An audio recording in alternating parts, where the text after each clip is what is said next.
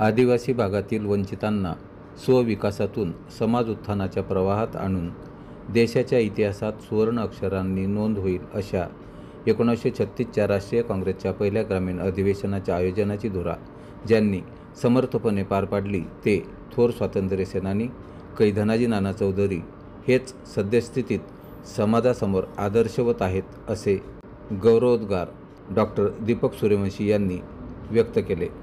ते धनाजी नाना महाविद्यालयाच्या राष्ट्रीय सण आणि उत्सव समितीच्या वतीने कै धनाजी नाना चौधरी यांच्या पुण्यतिथीनिमित्त आयोजित अभिवादन सभेत बोलत होते।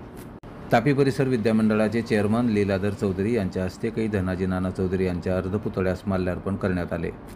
यावेळी संस्थेचे सचिव प्राध्यापक मुरलीधर तोताराम फिरके, नियामक मंडळ सदस्य माजी प्राचार्य डॉक्टर जी.पी. पाटील, माजी प्राचार्य डॉक्टर व्ही.आर. पाटील, प्राचार्य डॉक्टर आर.एल. चौधरी, प्राचार्य डॉक्टर राजेंद्र वाघुर्दे, उपप्राचार्य, प्राध्यापक, शिक्षकेतर कर्मचारी मोठ्या संख्येने उपस्थित होते।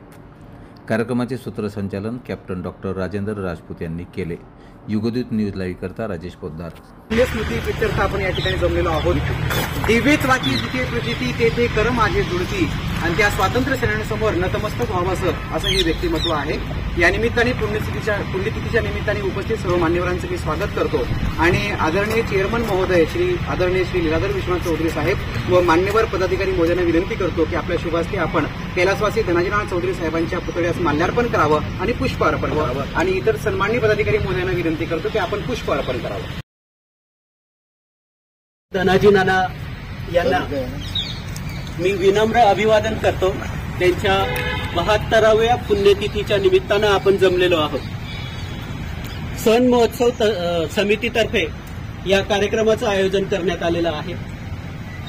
आदरणीय धनाजी नाना फौजदार असून सुद्धा त्याचा राजीनामा देऊन दीनदलितांच्या आणि या परिसरातल्या मनामनामध्ये स्वातंत्र्याची ज्योत पेटवण्यासाठी ज्यांनी पुढाकार घेतला आणि ज्यांच्या नेतृत्वाने संपूर्ण हा परिसर भारावून गेला। एवढंच नाही, हा परिसरच नाही तर या परिसरातील आणि देशाचे मोठमोठे नेते सुद्धा त्यांच्या कार्याने प्रभावित झाले आणि त्या कार्याचं फलित म्हणजेच 1936चं अधिवेशन।